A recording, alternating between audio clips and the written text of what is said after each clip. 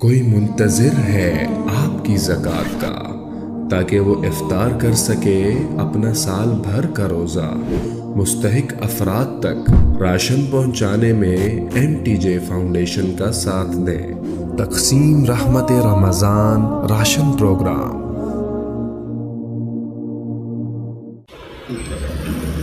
السلام علیکم ورحمۃ اللہ وبرکاتہ۔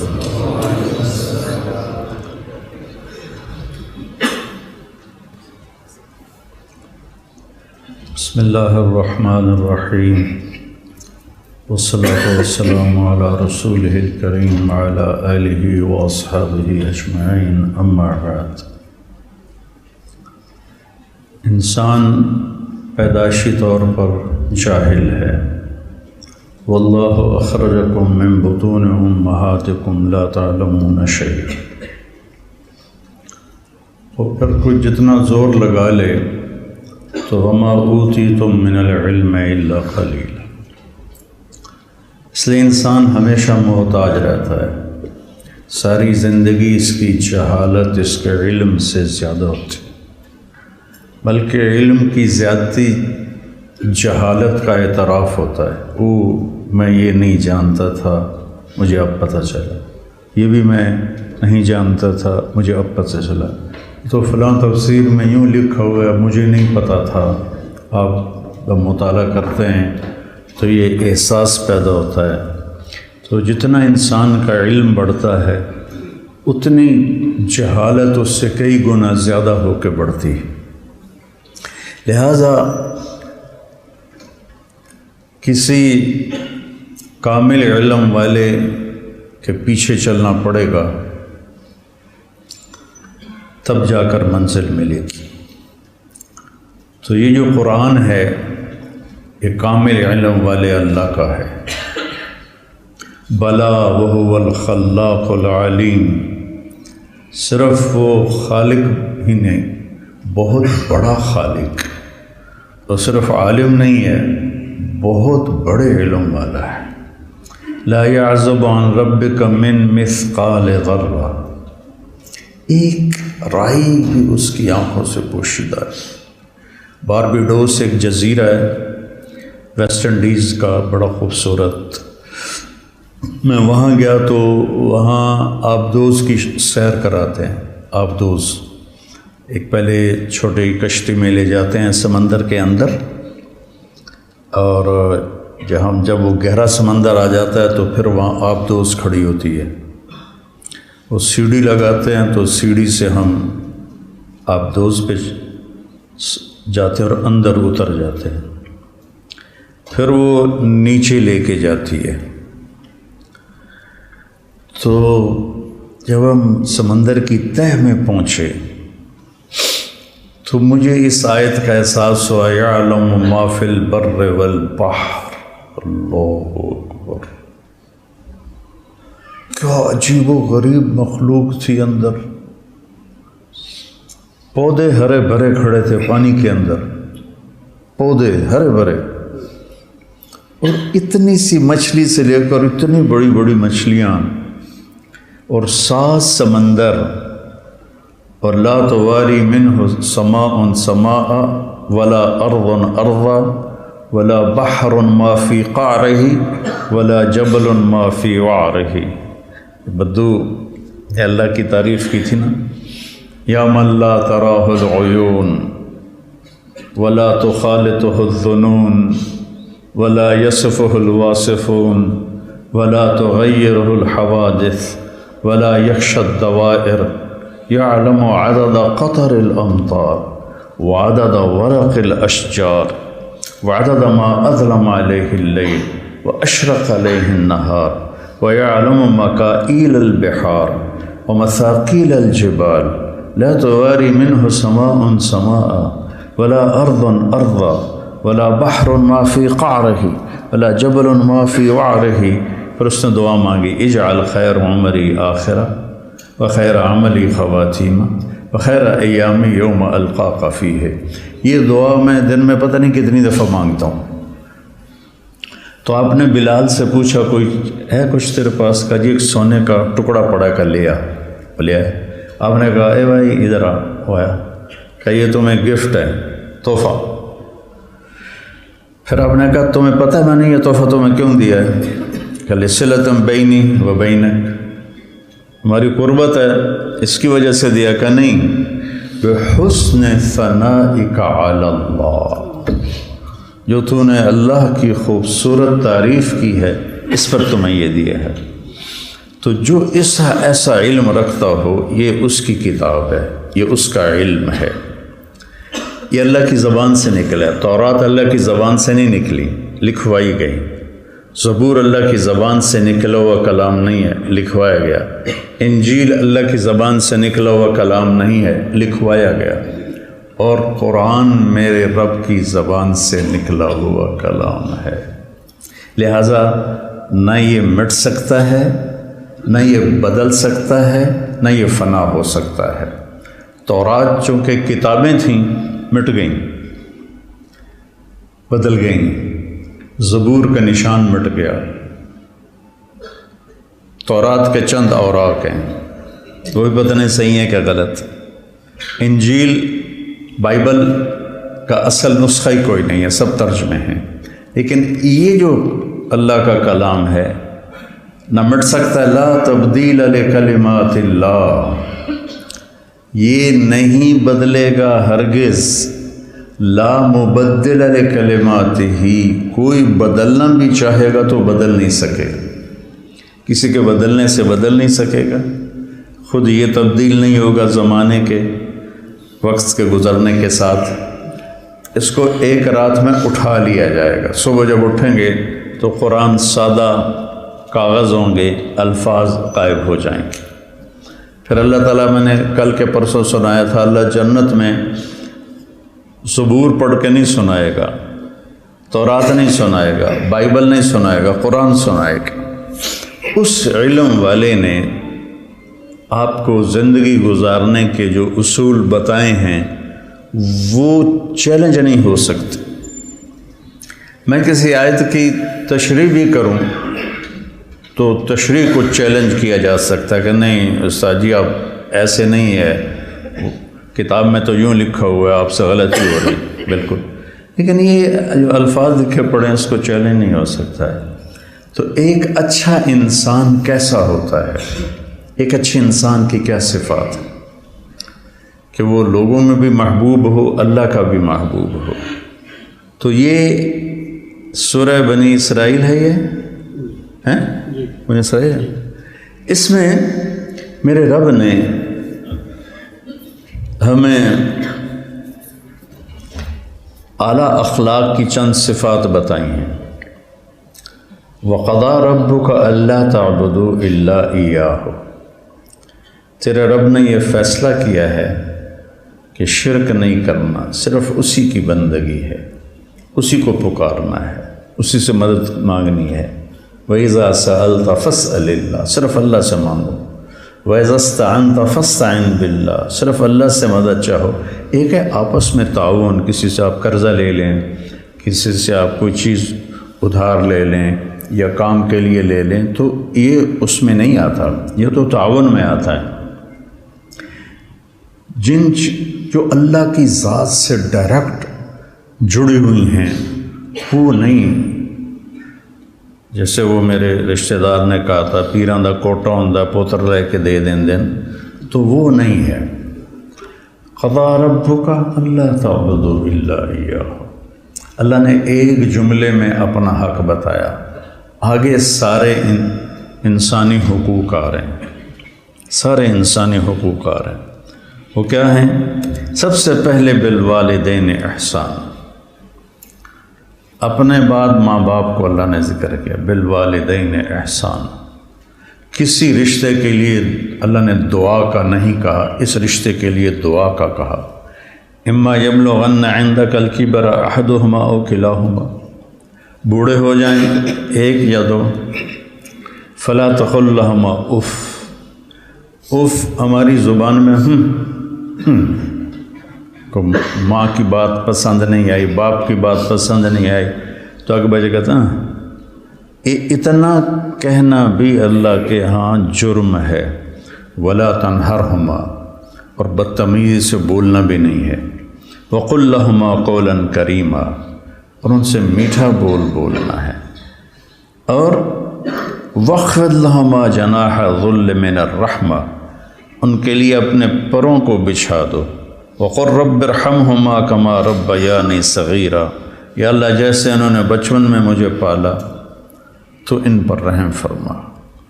ابو ہریرہ جب مدینے میں تھے اللہ نے رزق بھی دے دیا، فراوانی بھی دے دی، بلکہ ایک دفعہ تو مدینے کے گورنر بھی رہے۔ مروان کسی کام کے لیے گیا تو ان کو گورنر بنا کے گیا تھا، تو وہ جب صبح نکلتے تو اپنی ماں کے پاس آ کر کہتے السلام علیک یا اماں رحمک اللہ کما ربیتنی صغیرا، ماں جی اللہ آپ پہ رحم کرے، آپ نے مجھے بچپن میں پالا۔ تو وہ کہتی ہیں وعلیک السلام یا بنیا ورحمک اللہ کما بررتنی کبیرا، کہ میرے بیٹے تیرے اوپر بھی اللہ کی سلامتی ہو اور اللہ تجھ پر رحم کرے کہ تو نے بڑے ہو کر میری خدمت کی، مجھے ماں والا حق دیا۔ نعمان بن حارثہ اور عثمان بن عفان، ان دونوں کے بارے میں تھا کہ سب سے ماں کے زیادہ فرما بردار یہ دو بندے تھے، سارے ہی تھے، اس زمانے کا ماحول تھا، لیکن یہ سر فہرست تھے۔ نعمان بن حارثہ اپنی والدہ کے لیے سالن خود پکاتے تھے، بیوی سے نہیں کہتے تھے۔ ہم تو اپنے بیویوں کو لگا دیتے ہیں نا آرڈر پر، میری ماں دی روٹی بنا، میری ماں دے سالن بنا، میری ماں دے کپڑے دو، میری ماں دے کپڑے استری کر، میری ماں نو چاہ بنا دے۔ ہم اپنا بوجھ بیوی پہ ڈال دیتے ہیں جو اس کی ذمہ ہی نہیں ہے۔ سالن خود بناتے، آٹا خود گوندتے، روٹی خود پکاتے اور تھالی میں رکھ کر ماں کے آگے رکھتے، اور ماں کو ہاتھ نہیں لگانے دیتے تھے، خود لقمے توڑ توڑ کے کھلاتے تھے، اور ماں کو تیل خود لگاتے تھے، کنگھی خود کرتے تھے، کپڑے خود دھوتے تھے۔ اگر ماں نے کوئی بات کہی اور سمجھ نہیں آئی تو دوہرا کے نہیں پوچھتے تھے ماں جی کیا کہا، مجھے سمجھ میں نہیں آیا، بلکہ باہر نکل کر بیوی کو اشارہ کرتے۔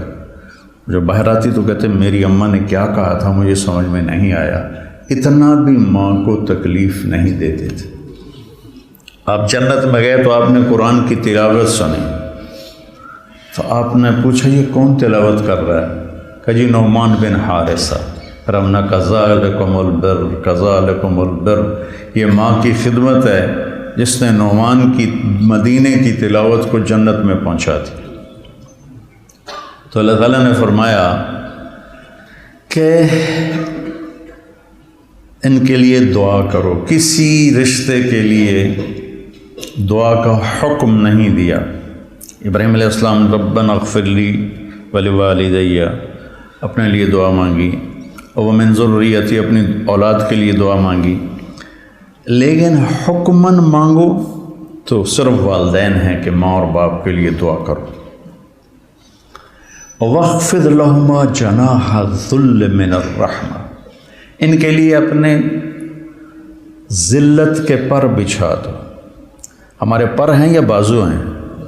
بولو، تو پر کہاں سے آ گئے؟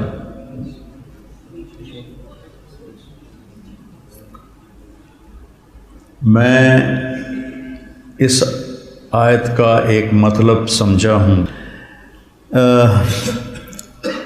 ہم جب اسکول کالج پڑھتے تھے تو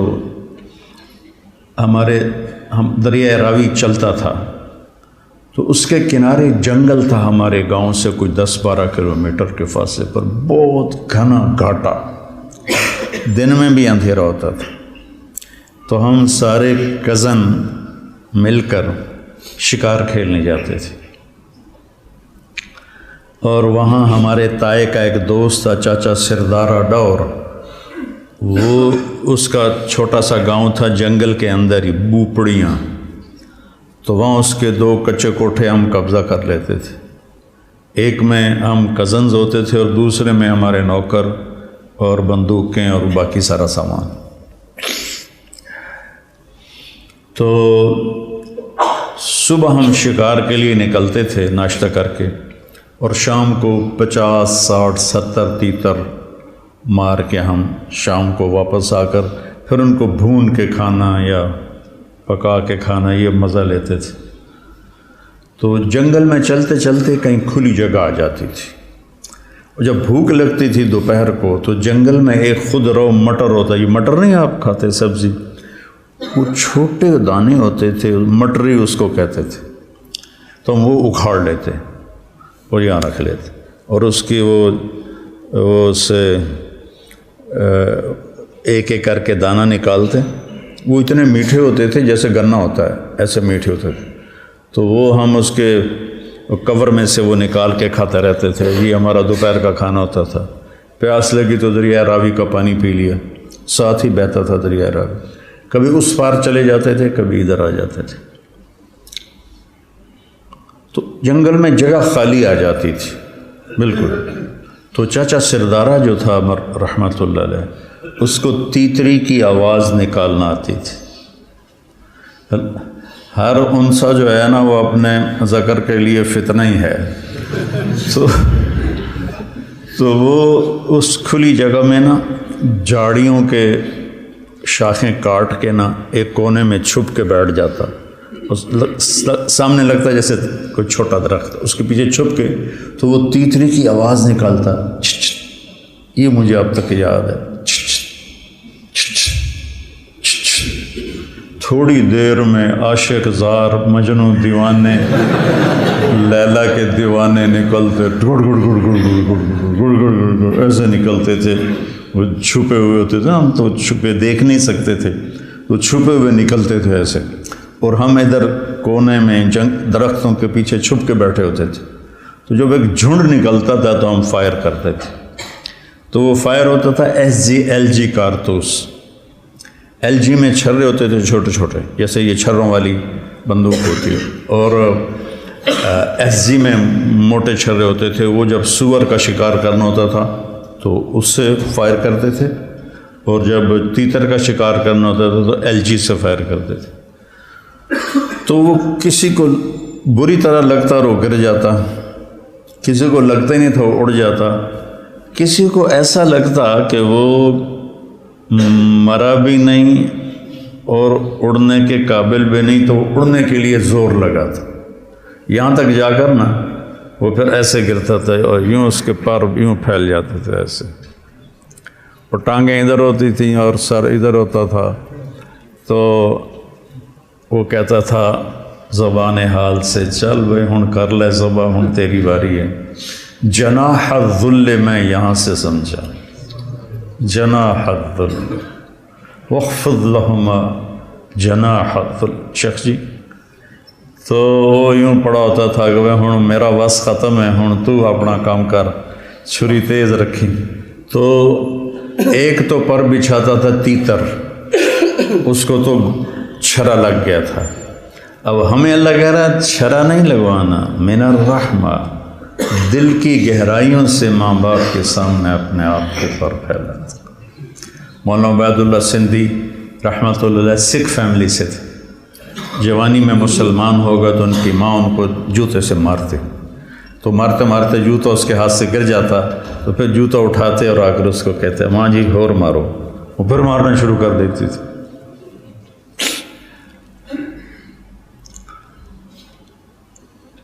اور ایک نسل ہم سے پہلے والدین کا ادب احترام ہم نے اپنی آنکھوں سے، اپنے سے جو پہلی نسل تھی ان کو ہم نے دیکھا کہ وہ اپنے ماں باپ کا احترام کیسے کرتے تھے۔ ہمارے دیہاتوں میں خاص طور پر، اس شہروں سے تو تعلق ہی نہیں تھا، کچی سڑکیں تھیں اور ہم چھوٹے چھوٹے تھے، تو ہمارے جو چاچے تھے وہ ہمارے دادا کے سامنے نہیں بیٹھتے تھے ڈیرے میں، ان کی پیٹھ کے پیچھے بیٹھتے تھے، سامنے نہیں بیٹھتے تھے ادب کی وجہ سے، حالانکہ سارے دینی لحاظ سے ان پڑھ تھے، پیچھے بیٹھتے تھے احترام اور ادب۔ تو اللہ تعالیٰ کہہ رہا ہے کہ اپنے ماں باپ کے سامنے ایسے ہو جائے۔ کوئی منتظر ہے آپ کی زکوٰۃ کا تاکہ وہ افطار کر سکے اپنا سال بھر کا روزہ، مستحق افراد تک راشن پہنچانے میں MTJ فاؤنڈیشن کا ساتھ دیں۔ تقسیم رحمت رمضان راشن پروگرام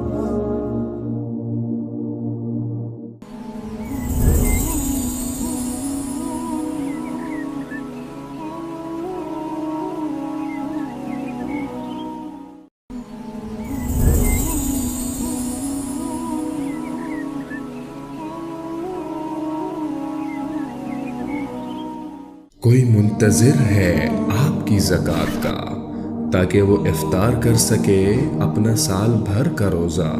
مستحق افراد تک راشن پہنچانے میں MTJ فاؤنڈیشن کا ساتھ دیں۔ تقسیم رحمت رمضان راشن پروگرام۔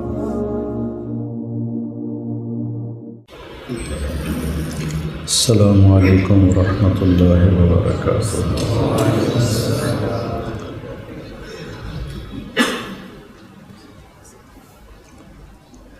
بسم اللہ الرحمن الرحیم، والصلاة والسلام علی رسولہ الکریم وعلی آلہ واصحابہ اجمعین، اما بعد۔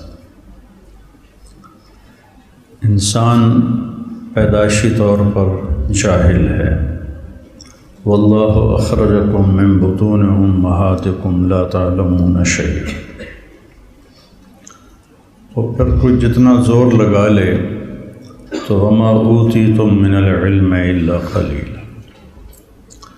اس لیے انسان ہمیشہ محتاج رہتا ہے، ساری زندگی اس کی جہالت اس کے علم سے زیادہ ہوتی، بلکہ علم کی زیادتی جہالت کا اعتراف ہوتا ہے۔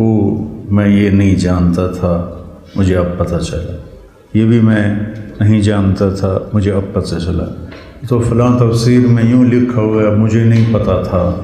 آپ جب مطالعہ کرتے ہیں تو یہ احساس پیدا ہوتا ہے۔ تو جتنا انسان کا علم بڑھتا ہے اتنی جہالت اس سے کئی گنا زیادہ ہو کے بڑھتی ہے۔ لہٰذا کسی کامل علم والے کے پیچھے چلنا پڑے گا، تب جا کر منزل ملے گی۔ تو یہ جو قرآن ہے یہ کامل علم والے اللہ کا ہے۔ بلا وہو الخلاق العلیم، صرف وہ خالق ہی نہیں، بہت بڑا خالق، اور صرف عالم نہیں ہے، بہت بڑے علم والا ہے۔ لا يعزب عن ربك من مثقال ذرہ، ایک رائی بھی اس کی آنکھوں سے پوشیدہ ہے۔ باربیڈوس ایک جزیرہ ہے ویسٹ انڈیز کا، بڑا خوبصورت۔ میں وہاں گیا تو وہاں آبدوز کی سیر کراتے ہیں۔ آبدوز ایک پہلے چھوٹی کشتی میں لے جاتے ہیں سمندر کے اندر، اور جب وہ گہرا سمندر آ جاتا ہے تو پھر وہاں آبدوز کھڑی ہوتی ہے۔ وہ سیڑھی لگاتے ہیں تو سیڑھی سے ہم آبدوز پہ جاتے ہیں اور اندر اتر جاتے ہیں، پھر وہ نیچے لے کے جاتی ہے۔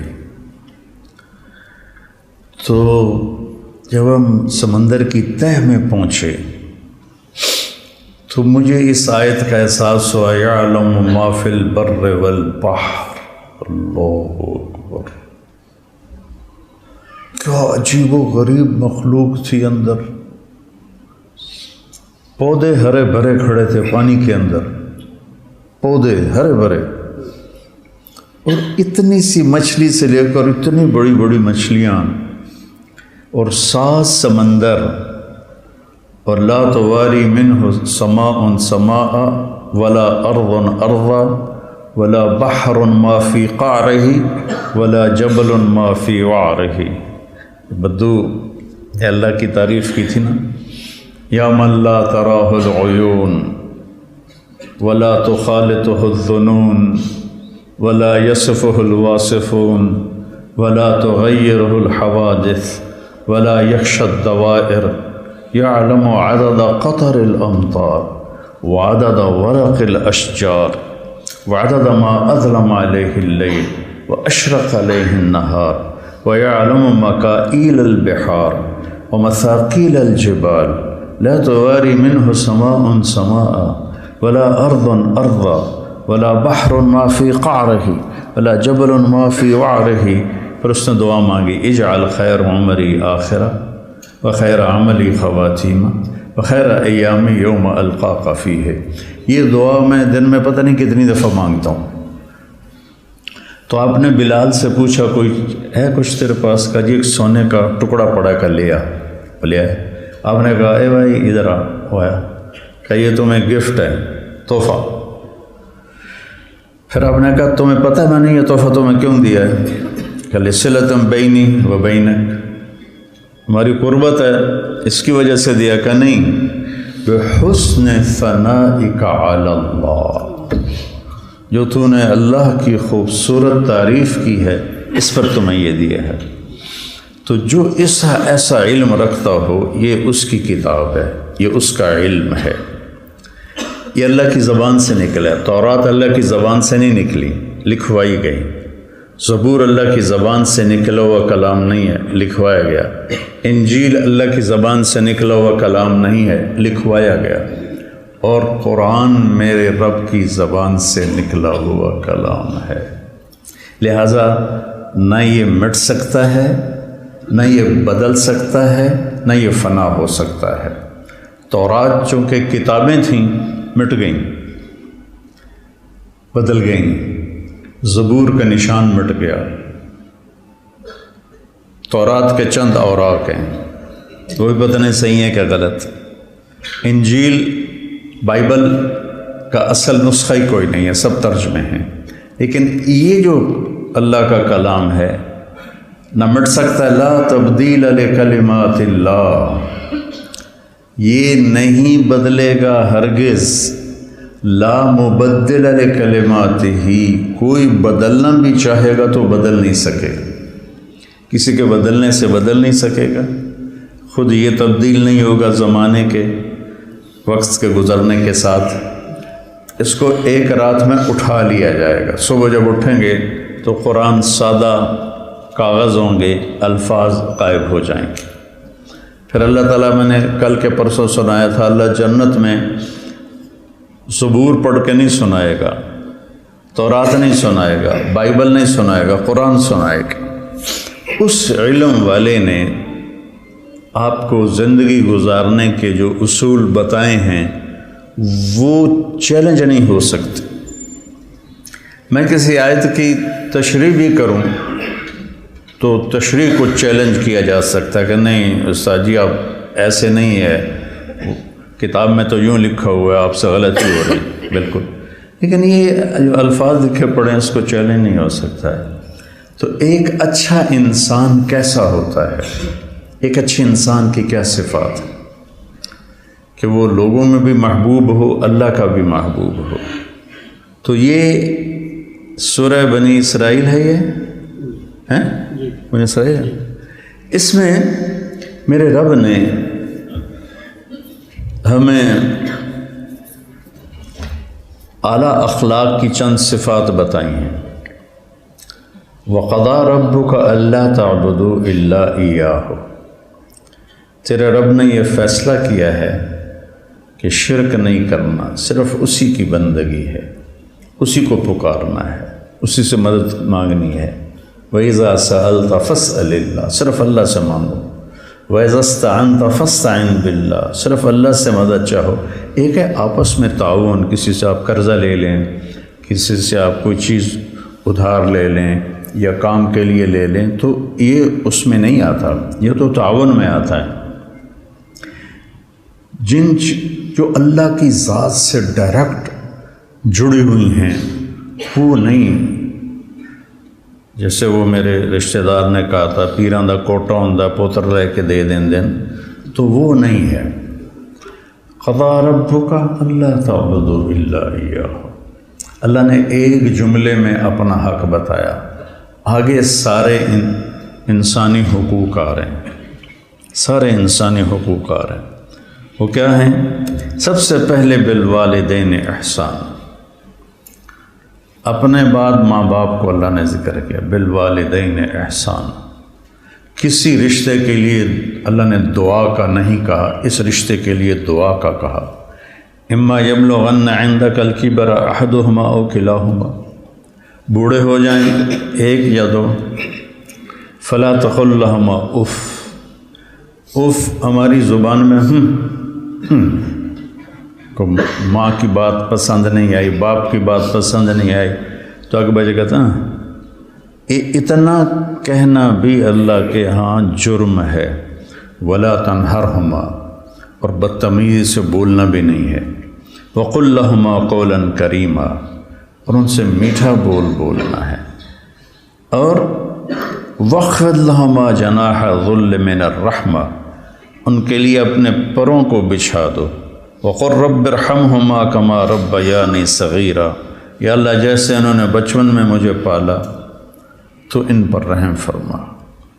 ابو ہریرہ جب مدینے میں تھے اللہ نے رزق بھی دے دیا، فراوانی بھی دے دی، بلکہ ایک دفعہ تو مدینے کے گورنر بھی رہے۔ مروان کسی کام کے لیے گیا تو ان کو گورنر بنا کے گیا تھا، تو وہ جب صبح نکلتے تو اپنی ماں کے پاس آ کر کہتے السلام علیک یا اماں رحمک اللہ کما ربیتنی صغیرا، ماں جی اللہ آپ پہ رحم کرے، آپ نے مجھے بچپن میں پالا۔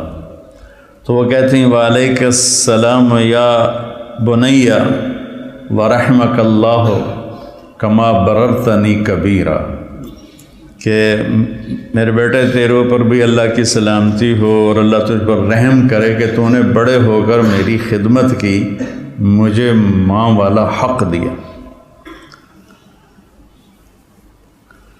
نعمان بن حارثہ اور عثمان بن عفان، ان دونوں کے بارے میں مشہور تھا کہ سب سے ماں کے زیادہ فرما بردار یہ دو بندے تھے، سارے ہی تھے، اس زمانے کا ماحول تھا، لیکن یہ سر فہرست تھے۔ نعمان بن حارثہ اپنی والدہ کے لیے سالن خود پکاتے تھے، بیوی سے نہیں کہتے تھے۔ ہم تو اپنے بیویوں کو لگا دیتے ہیں نا آرڈر پر، میری ماں دی روٹی بنا، میری ماں دے سالن بنا، میری ماں دے کپڑے دو، میری ماں دے کپڑے استری کر، میری ماں نو چاہ بنا دے۔ ہم اپنا بوجھ بیوی پہ ڈال دیتے ہیں جو اس کی ذمہ ہی نہیں ہے۔ سالن خود بناتے، آٹا خود گوندتے، روٹی خود پکاتے اور تھالی میں رکھ کر ماں کے آگے رکھتے، اور ماں کو ہاتھ نہیں لگانے دیتے تھے، خود لقمے توڑ توڑ کے کھلاتے تھے، اور ماں کو تیل خود لگاتے تھے، کنگھی خود کرتے تھے، کپڑے خود دھوتے تھے۔ اگر ماں نے کوئی بات کہی اور سمجھ نہیں آئی تو دوہرا کے نہیں پوچھتے تھے ماں جی کیا کہا، مجھے سمجھ میں نہیں آیا، بلکہ باہر نکل کر بیوی کو اشارہ کرتے۔ جب باہر آتی تو کہتے میری اماں نے کیا کہا تھا مجھے سمجھ میں نہیں آیا۔ اتنا بھی ماں کو تکلیف نہیں دیتے تھے۔ آپ جنت میں گئے تو آپ نے قرآن کی تلاوت سنی، تو آپ نے پوچھا یہ کون تلاوت کر رہا ہے؟ کہ جی نعمان بن حارثہ۔ پھر ہم نے کذالکم البر کذالکم البر، یہ ماں کی خدمت ہے جس نے نعمان کی مدینے کی تلاوت کو جنت میں پہنچا دی۔ تو اللہ تعالیٰ نے فرمایا کہ ان کے لیے دعا کرو، کسی رشتے کے لیے دعا کا حکم نہیں دیا۔ ابراہیم علیہ السلام ربنا اغفر لی ولوالدی اپنے لیے دعا مانگی، اور ومن ذریتی اپنی اولاد کے لیے دعا مانگی، لیکن حکماً مانگو تو صرف والدین ہیں کہ ماں اور باپ کے لیے دعا کرو۔ وَاخْفِضْ لَهُمَا جَنَاحَ الذُّلِّ مِنَ الرَّحْمَةِ، ان کے لیے اپنے ذلت کے پر بچھا دو۔ ہمارے پر ہیں یا بازو ہیں؟ بولو، تو پر کہاں سے آ گئے؟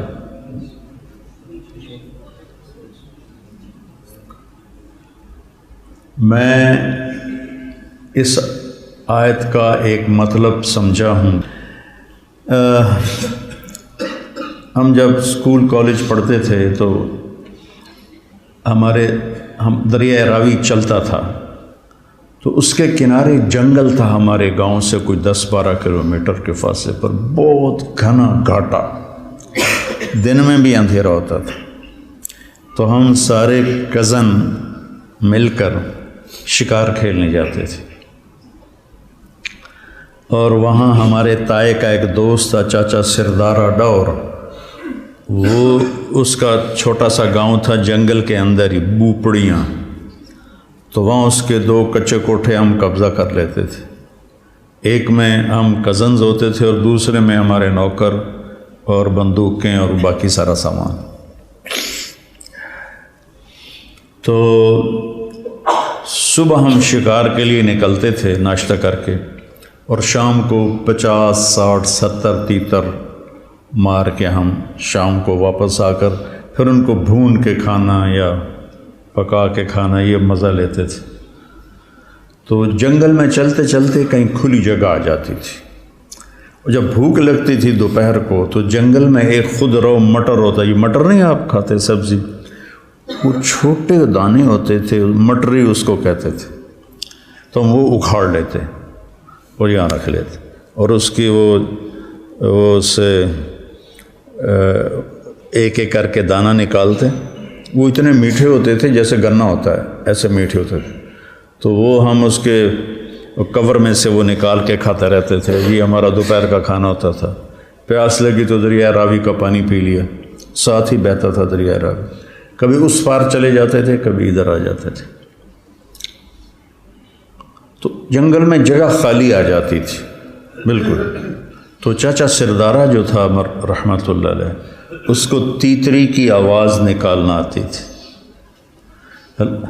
ہر انسا جو ہے نا وہ اپنے ذکر کے لیے فتنہ ہی ہے، تو وہ اس کھلی جگہ میں نا